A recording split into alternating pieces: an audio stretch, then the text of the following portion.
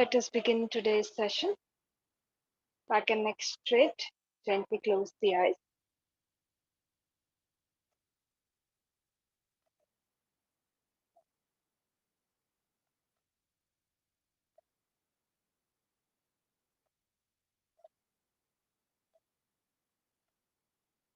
And slowly focus on the breath.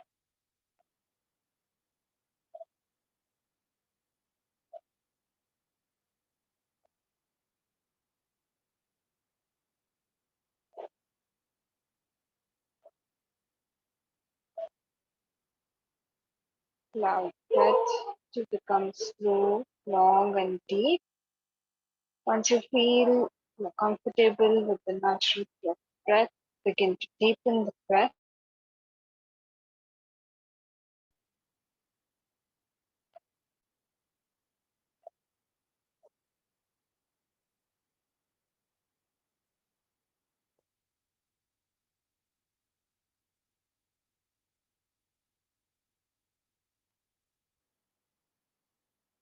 Relax the body, the mind.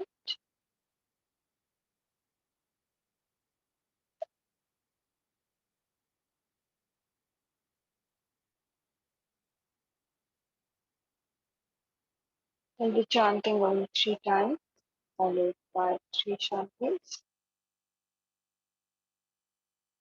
Exhale completely and inhale forward.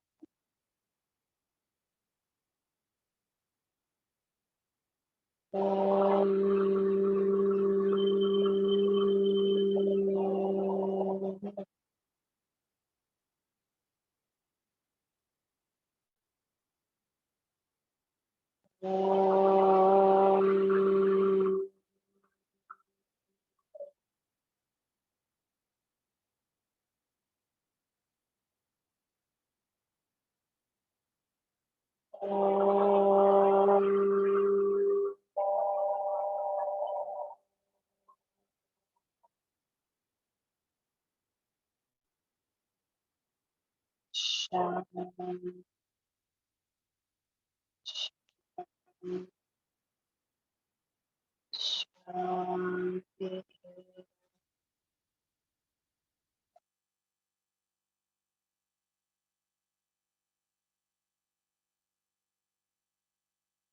Feel the vibration. Join the palms together in front of the chest and up with the palms together. Place them on the eye. Very slowly while blinking and the palms, open up your eyes, come back to the smile. And namaste to everyone. Let us begin today's session. So yesterday we were talking about food and we got disconnected. So you know how we were discussing like the lifestyle of a yoga practitioner, and we were talking about food in that. So first topic was food or ahar, and when we talked of food, we discussed what the yogic concept of food is, and uh, we just got cut at the end where I was just telling about tamasic food. So uh, tamasic is considered to be the least preferred type of food that you should consume, especially when you are in yogic practices. When you are in yogic practices, try to avoid this food, right? So anything which has very low pranic value, which doesn't add energy to your body.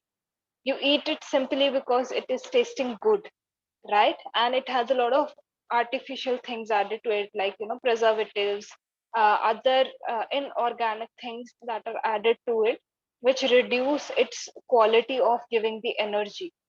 So that type of food, like you will see fast food, right? So all sorts of fast food is generally made up either of maida, or it a bread that has been kept for a very long period of time, right? And old things. So the older the food gets, the more tamasic quality it acquires, right? So try to always go for fresh food, freshly cooked food. So tamasic food will include tea and coffee, things like alcohol, consumption of alcohol, and even like fast food, packed food, uh, junk food. All of these things come under the category of uh, tamasic food, and these food items will again be very heavy on your system, and sometimes they're not even fully digested by the system, right? So you must have heard, like, when we consume something which falls in the category of fast food, sometimes for a very long period of time it remains in our system, right? So try to avoid this kind of food, because the expulsion is also not proper when we eat such food. So not only is it not adding nutrition to the body, your body is not capable of expelling that food, yeah, that those toxins from the body as well. So be very mindful when you are in your yogic practice that you are consuming the right kind of food, because it is going to deeply impact each and everything that you do, right? Another thing which is really necessary when it comes to food is that it is considered to be better if you fix the timing of your food. So suppose someday you are waking up and you're eating at 11, and other day you are waking up, say, early and eating at 8. So this is going to even, like, you are giving a different signal to your system each and every time. So when the HCl is produced in the stomach, so when we fix the food timing, so at that time the HCl is produced, right? And then that food is digested properly. But if we keep changing the timing of the food, then what will happen is that this same, like, natural process of the body to digest food, this also gets disturbed, and your entire food digestion, all of the things related to the digestion get disturbed because of change in the timing of the food. So again, try to fix the food time as much as possible, like food timing. However, if it's not possible for you, at least try to keep, like, not too much gap between both the timings, right? So someday maybe you get a break at 8, and someday take that break at 8:30 or 9. Do not, like, keep those timings too much apart from each other, so that the system, doesn't require to adjust too much, right?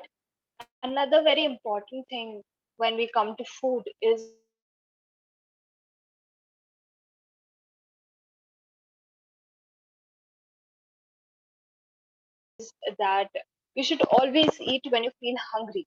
Talked of fixing the timing. That is why, according to, like, listen to your body. It's very important that you listen to the body, because the body knows what it needs and what it doesn't need, and more than you do, right?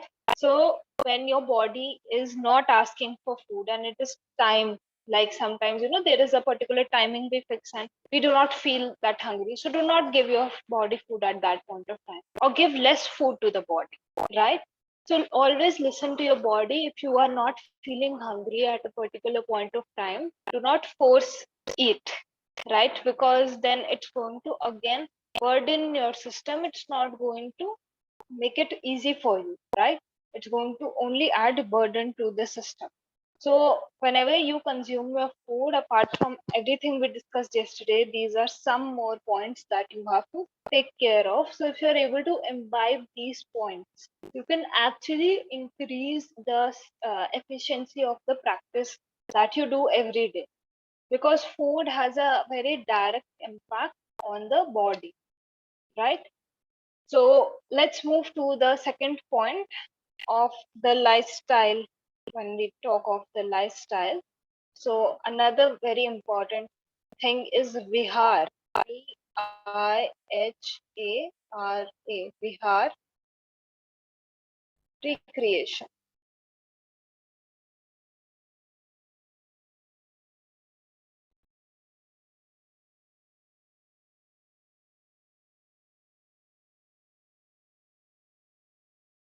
right?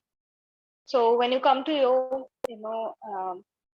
sometimes people think that they won't be allowed to do anything or strictly follow this, but no. Yoga recognizes that in everyday life, it is very important to have any activity. It doesn't matter which activity it is, but at least one activity that helps you in recreation, right? So relaxing the mind. Any general activity which helps you to relax the mind and channel your emotions. So that is also very important. Because as human beings, one of the greatest thing that has been given to us are our emotions, right? And we are very emotional beings. Some people show less emotions, some people show more emotions, but everybody has emotions, right? So it's very important to, when we have emotions, we understand how to manage them. Why? Because emotions just come up, right? You cannot control your emotions. You cannot say that, no, from tomorrow I will not feel angry. Your logical mind will try to say that, and you will apply every logic when you are trying to understand a particular emotion. But when the emotion comes in, right? So when you get angry, you some people even lose track of reality. They shout, yell, and after that uh, they come back and होश आ जाता है कहते हैं ना. So after that they become aware, oh, I said this. But when they were saying those things, they weren't even aware they were saying those things because emotion was too overwhelming, right? So you cannot stop emotions, but you can definitely manage them and you can definitely channel them. So suppose in my life I'm doing something which is causing a lot of irritation and frustration, and suppose I cannot leave that. So very common example of this is, maybe you are working or you are a student. You are because of some reason there is some frustration that is being generated in your study environment or your work environment, right? So you cannot always quit, right? You cannot always leave that environment and get away from it. So having an activity which is really calming and soothing to your being will help you to navigate through these emotions. They will help you to channel these emotions. Now suppose you have an interaction, it's not a pleasant one. So what happens is you carry that emotion for the rest of your day, right? So if you have something which you love, which relaxes your mind, which soothes you, right, which helps you to give direction to that emotion, you will be able to navigate through your day much better when this happens, right? So suppose something you are not prepared for happens. You were not expecting a particular argument, conflict, but then after that, when you do your recreation activity, you feel much better. It happens with all of us. So yoga also emphasizes on keeping a recreational activity in life, which will help you to calm and relax yourself and at the same time give direction to your emotions. And this will help you in your day-to-day life. This will help you to manage the day-to-day life. And it can be anything. It can be singing, dancing, painting, drawing. There's so many activities out there that we can, some people like to play sports, some people like to go swim, play musical instruments, listen to music, watch or learn something that they really like, knitting or creating particular designs. Things like macrame have also gained a lot of popularity in this time. So just sitting and doing that thing just engages the mind and relaxes the mind, right? So having something like this and keeping it as a part of your day-to-day routine. So this is the thing. It's not necessary that you always have a negative experience and then you go into this recreational activity. You have to make it a part of your day-to-day life, right? So taking out half an hour each and every day for this activity is very important.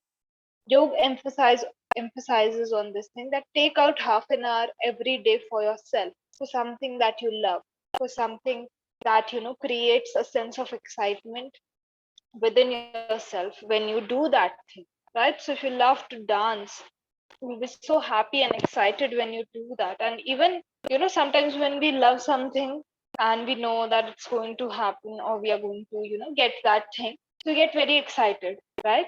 So creating that opportunity for you to be excited, to be a kid again, it is so important and necessary. And this recreational activity, whichever one you choose, it will keep that sense of excitement, keep that sense of joy within you, right? So very important again to look fine,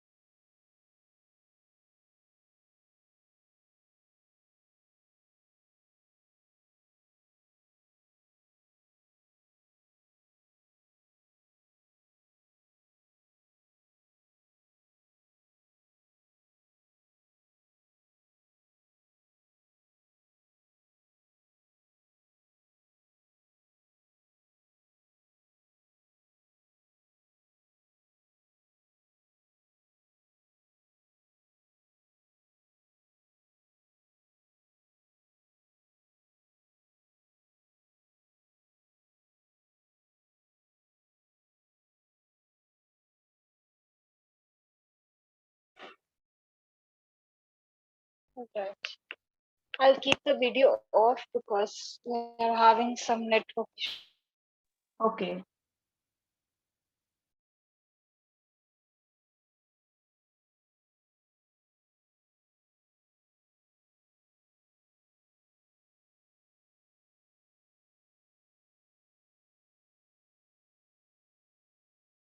So,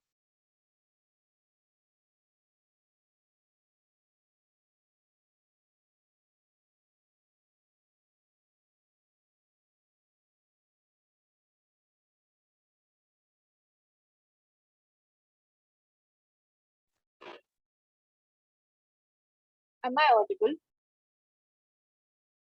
Yes. All right. Okay. Yeah. So recreation. Uh, yeah. So take out half an hour every day for your own self, right? So let's come to the third thing, which is a very important part of our lifestyle, our way of living, right? Which is our conduct. Yeah, so having the right form of conduct is also uh, very important, right? So,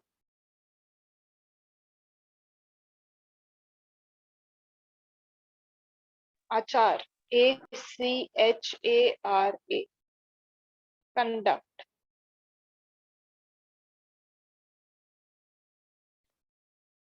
the right conduct. So, having the right conduct is also very important because there are so many difficulties that we cause to our own self when we do not conduct ourselves properly, right? So, suppose there is nothing in the environment which is causing you any trouble, but sometimes we create trouble, right? That is what we call a self destructive behavior.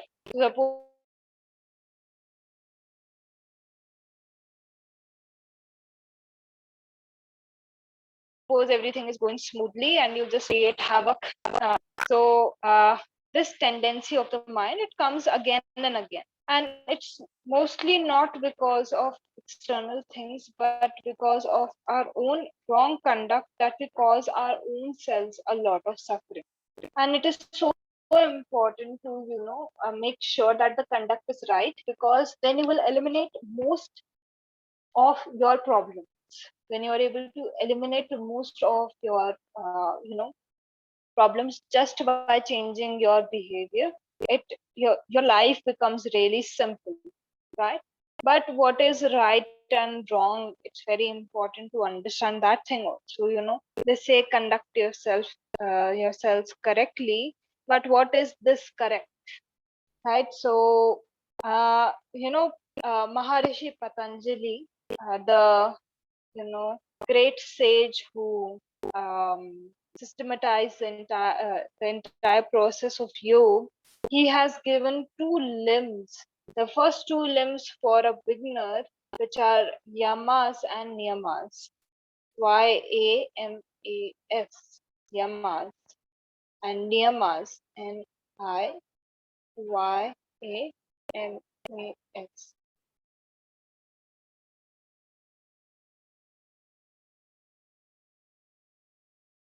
Yamas and niyamas. He gave these two things, and he said that developing these two first two developing in these first two stages is so important for anybody who is setting out on the path of Raj Yoga, right? So understanding how you have to conduct yourself when you are dealing with the society, with the external environment around you, and also, you know, understanding how you have to conduct your own self, personal things, personal practices that should be there in your life. So one, yamas tell us, first is yamas, they tell us how to interact with the society. What is the correct way of interacting with the society? And next thing is how we have to interact with our own self. One is your external, uh, you know, um, interaction with the world, and one is how you interact with your own self, right? Both of them are quite necessary, and he has talked of both of them. He said that when you are living in society, so he has talked of a lot of mental attitudes, total in five. We have five uh, yamas, and like ahimsa, non-violence. I will be elaborating on these and giving the spellings when we do Ashtang Yoga in detail. But right now, since we are talking of the lifestyle, so I'm just going to name them, right, and just give a very short, like a summary of uh, these yamas and niyamas. But we will talk in detail as well when we do the Ashtang Yoga, like your concept of Ashtang Yoga. So, non-violence in your actions. So, ahimsa, first one he said. Then he said, satya or truthfulness, right? So, whenever you are interacting with someone, honesty, right? So important, being like truthful in a particular situation. It's not easy, but yeah.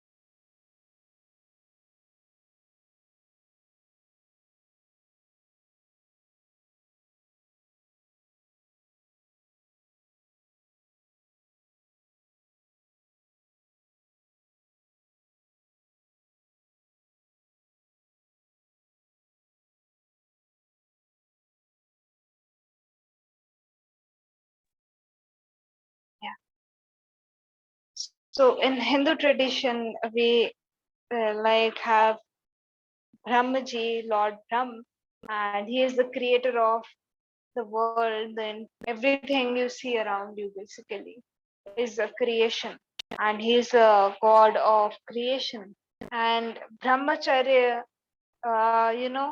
you will find the translation of sexual abstinence, but on a deeper level, it is conducting yourself as if you are God himself, right? So the way in which he would conduct himself, that is what is being talked of when we talk of brahmacharya, right? And last one in yamas is aparigraha, which is again, non-possessiveness. So not having more than you need, right? We have so many things we do not need, we want. So, this is the general attitude of the human mind, but we do not need those things. So having this non-possessive attitude is so important in life, right? Because it just doesn't remain limited to whatever you own. It shows up in the way you interact and deal with other things in your life. So having developing the yamas and briefly touching upon the niyamas as well, shach, maintaining cleanliness, right? Both external and internal. So bathing every day, but the thoughts also need to be cleansed, right? So you cannot just clean your physical body and say, I'm maintaining shach. No, internal cleansing, working on your internal cleansing every day is so important, right? Then we have santosh or contentment. Living with contentment is so important because you will always have things you want to achieve, and you will always have things in your life that you could have achieved but couldn't, right? And you could always be in a better place, right? There is so much scope for, what if in our lives. But no, keep your goals, but be satisfied with what you are.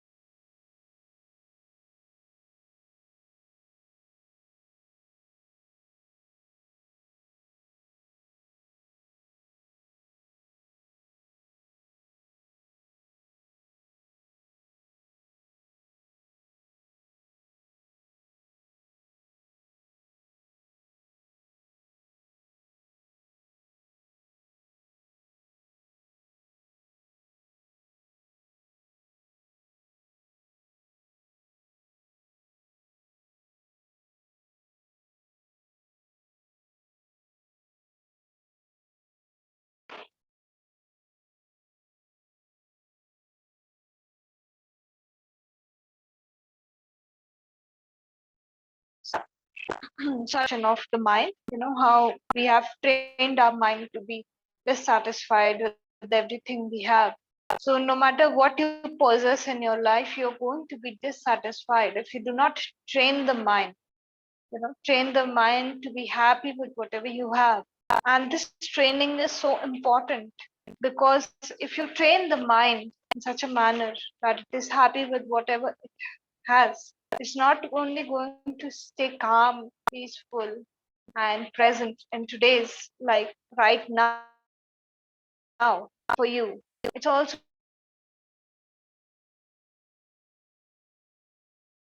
going to achieve it or not. You will have nothing to lose, right? So no matter you achieve it or not achieve it, your state of mind is going to be stable, and that is what yoga is all about. Samatvam yoga uchate, balance or equanimity in the mind, yeah, is yoga. Maintaining that state of the mind is actually yoga, where you are able to balance the mind this much, right? So developing santosh in your life is really important. Then he talked of, tap. Tap is austerity, directly translated to austerity. It doesn't mean that you leave food, you leave your home, and you just go sit on top of a hill and start meditating. No, not that. For us, for beginner level, we can start by pushing the mind a little bit to do something that is going to be beneficial for you, but is hard to do. So let me take an example for this, like fasting. We all know fasting is good for health.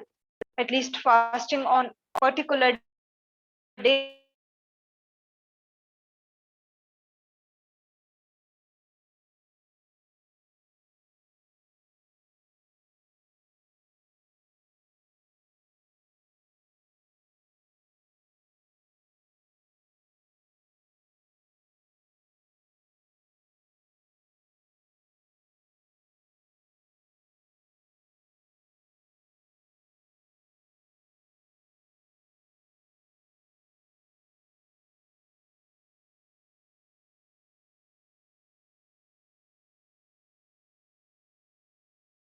On this day. But if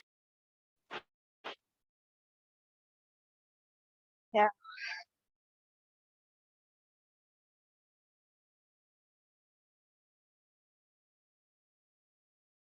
okay. So it's action, create the mental strength to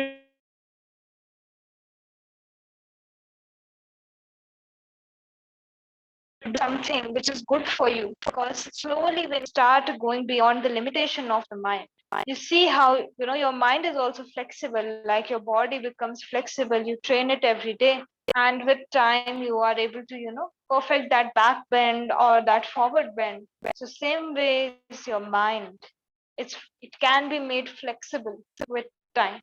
So pushing yourself to do something which is good for you is going to increase that flexibility in the mind, because now you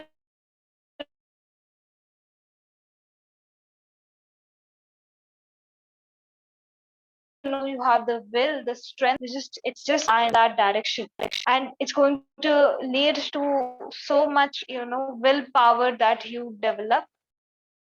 No matter what activity you do, now your will, your motivation is going to be on another level. So having this practice of tap in life is so useful. It will enhance the quality of your life, right? Then fourth one is swadhyay, self introspection. So I talked of cleanliness or shauch in the beginning. First one was that. So how do you clean the thoughts? So swadhyay is the way of cleaning the thoughts, right? When you reflect, when you go into self introspection, that is when you understand where you went wrong, where you didn't go wrong, right? And it helps you to see yourself better, right? And it helps you to see yourself support. It's actually harming you. We have so many thoughts that harm us only. They don't harm anybody else. They harm us. So when we start to utilize these thoughts, these patterns of the mind, which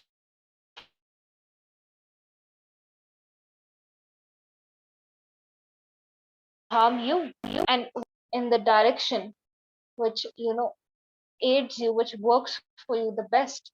But if you do not reflect, you will never know. You will always repeat mistakes again and again. No matter what mistake you make, you're going to repeat it over and over again. And when you repeat it over and over again, you will see, you will face same situations, just different people, just different, circumstances, but same situation will come up again and again because it's pushing you to reflect,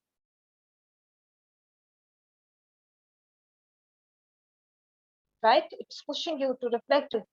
So, reflecting on one's day, one's actions will help you to not repeat that same thing again, not have that same consequence again. Sometimes we say that, it's happening again. You know, you would have seen this thing. फिर से हो रहा है. Why is this happening with me over and over again? Right? Because you are being pushed to see something, to reflect upon something. Something is not set right. So use those opportunities. They are actually opportunities for you to recognize what can be done, how you can improve. So always keep reflection in your life, be it at the end of the day you write a diary or you just, uh, uh, reflect in any other way that you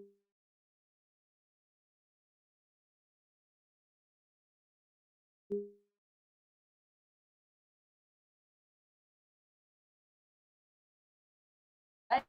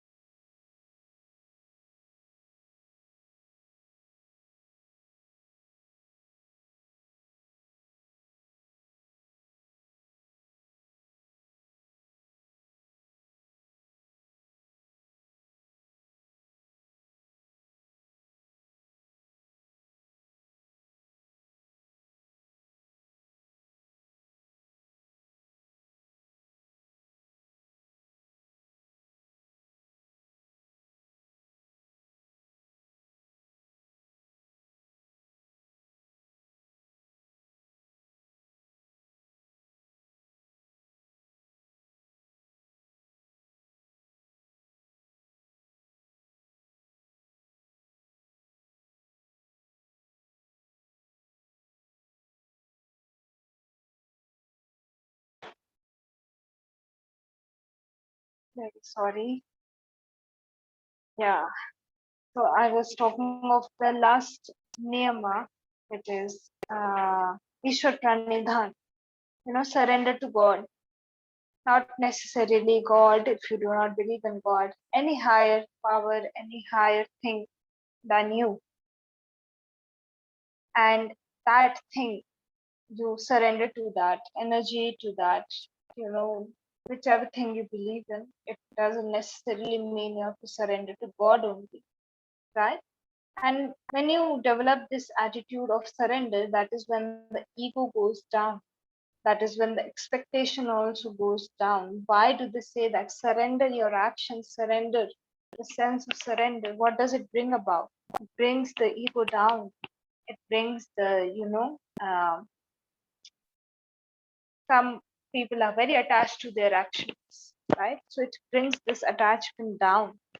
Maybe it's not completely eradicated. It will take very long time for us to, completely come out of these defilements of the mind. But little bit, step by step, we are going to start, right? And when we start step by step, that is when, we are able to reach a high stage. So we start with just one step, but then it, helps you, it brings you closer, one step closer to your destination. So working on developing this feeling, this emotion within you where you surrender is going to help you in so many ways, how you exist in this world, how you exist in the society, right? This sense of surrender is going to give you so much mental peace because now you are not existing for just merely the results of your own actions. There is a higher purpose to each and every action that you have taken. There is bigger than you that is happening. And when you do this, the ego itself, by default, even if right now your emotion is not very strong, if you go and serve someone, you know you go into the act of service, you will see your attitude changes, even if you do not feel it that deeply. But there is something about surrender,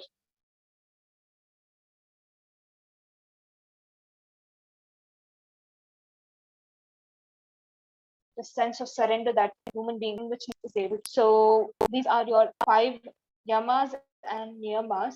So tomorrow we are going to complete this lifestyle of a yoga practitioner. A few more topics that we have to discuss under this. Any doubts in any of the things that we have discussed today? No, Okay, great. So thank you. tomorrow we are going to, yeah, tomorrow we will complete this topic. So let's close the session, right? So we're going to chant Om one time, followed by three chanting. Let's close the eyes, back neck straight, and inhale deeply for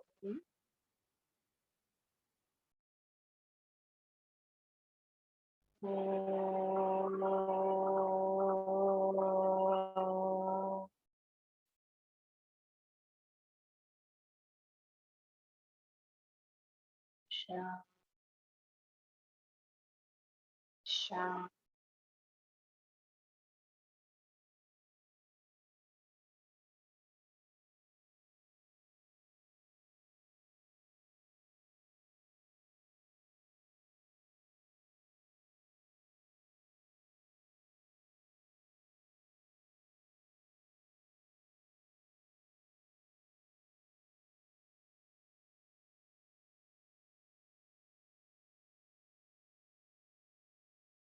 Sha.